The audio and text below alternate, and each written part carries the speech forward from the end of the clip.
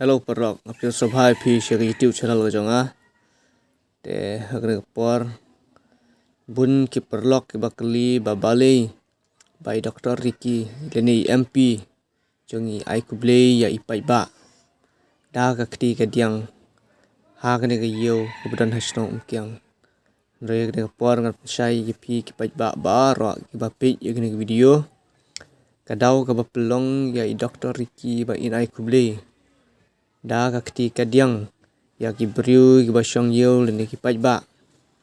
Kadau ka ba pelong i de namar ba i don kejing sitom. Ha ka kti ka mon jong u. Te na de na kene kadau ba imban se. Pan ai khublei ya ki briu da ka kti ka diang. Bat hang ne ngi i pa i briu ru namar ba aswa ba un ai khublei ula ong rupa ya ki briu. Pasal ngan ai khublei ya phi da ka kti ka diang namar ba ngadon kejing sitom. Ha ka kti ka mon.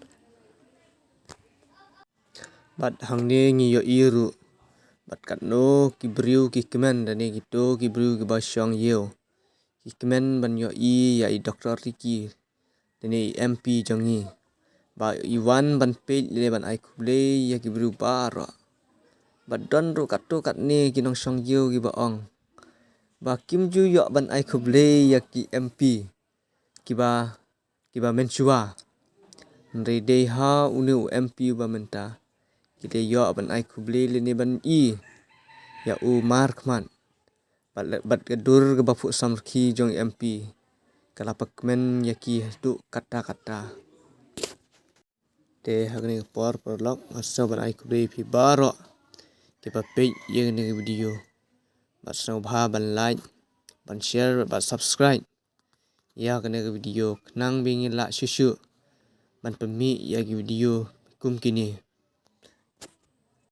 khublei shi bun ni pi baro ki perlok blei ungkur ku yi pi lang ba ka jeng pet ki jeng pi ye kene video bat ngi scam ba pi la shai halor kene jeng ai khublei jeng Dr. Ricky da ka kti ka diang namar ba bun ki ba wa daw wa dong ya MP ba ai khublei da ka kti ka diang ri kene ka long tangkum ka jeng penshai halor jong pi baro ba phin sa shai ba kadau ka ba pelong i ba ai khublei da ka kti ka diang de namar ba idon hapring ke sitom jong ka kti kamon khublei shibun